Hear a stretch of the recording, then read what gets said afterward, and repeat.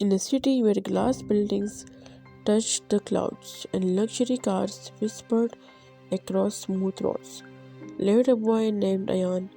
He was the only son of one of the wealthiest businessmen in the city.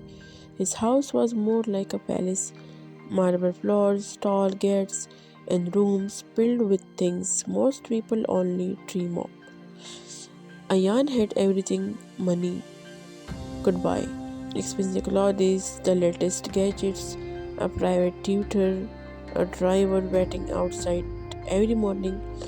Yet, Ayan was never at peace. The smallest inconvenience disturbed him deeply. If the internet slowed down, he slammed his tablet in anger.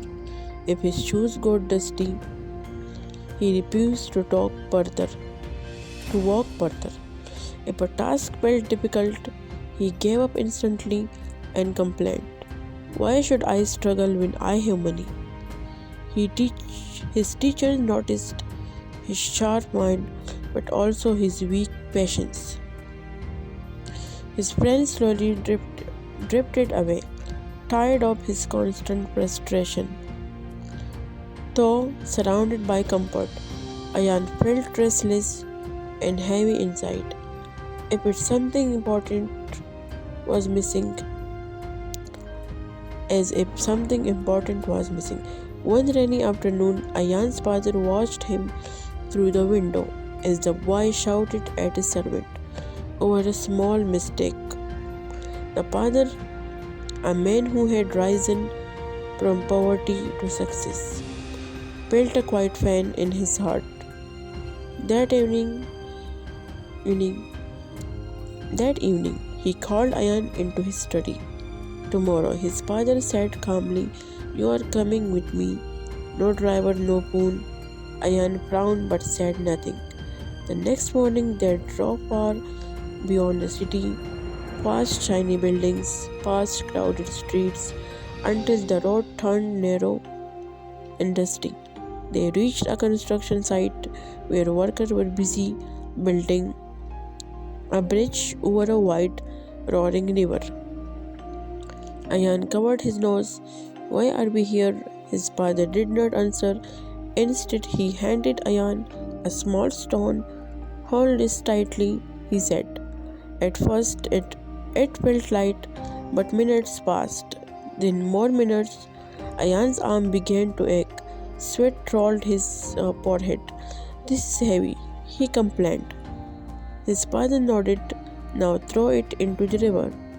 Ayan did. The stone disappeared instantly, swallowed by the rushing water.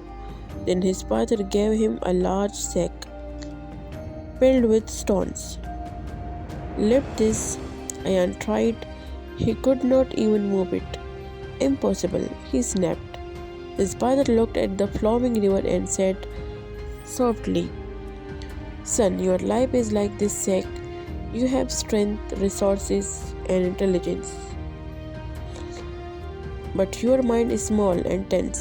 Every problem feels unbearable because you carry it alone." Ayan stayed silent. The father continued, "The river carries stones, mud, and even broken trees without stopping, not because it is strong, but because it keeps moving."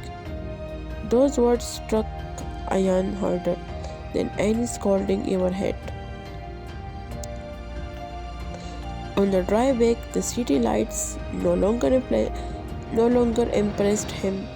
That night, lying in his luxurious bed, he realized something uncomfortable but true. Money had protected him, but it had also weakened him.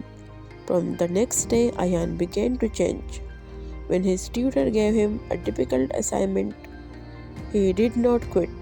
He struggled, failed, and tried again. When his shoes got dirty, he kept walking. When things went wrong, he paused instead of exploding. It was not easy. His old habits fought back, but every time frustration rose, he remembered the river. Week passed, people noticed. Ayan listened more, complained less. He started helping others, not because he had to, but because he wanted to. His confidence grew, not loud and proud, but calm and steady. One evening, Ayan stood alone on bridge as the sun dipped below the skyline. The river below reflected golden light, flowing endlessly, untouched by the weight it carried. He smiled quietly.